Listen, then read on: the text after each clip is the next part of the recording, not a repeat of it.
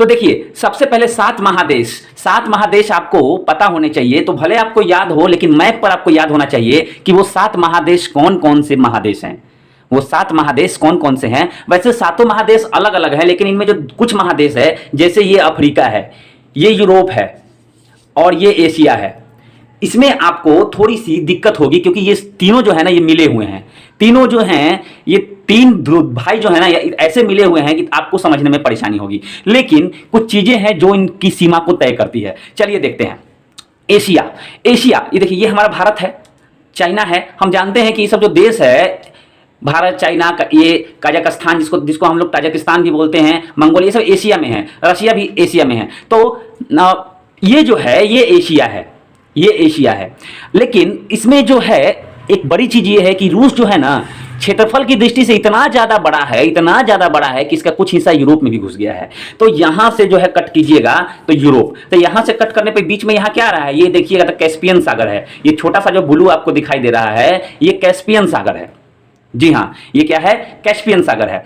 तो कैस्पियन सागर, और यहां पे फिर आगे जाइएगा ऐसे, तो ये यूराल का ये पर्वत है।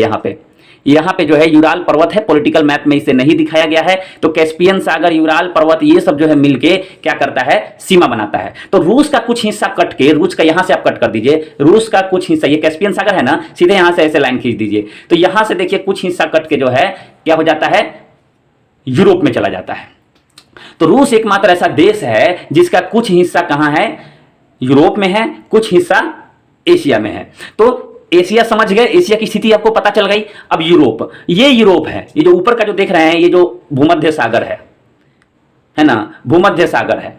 तो ये जो है यूरोप है। अब यूरोप, और यहां देखिए ये जो है, ये लाल सागर है। देखिए ब्लू, जितना पूरे मैप में जो आपको ब्लू ब्लू दिखाई दे रहा है, वो सारा पानी है, सब पानी है। तो पतला सा जो ब्लू दिखाई दे रहा है, नहर निकला हुआ है, इसको लाल सागर बोलते हैं।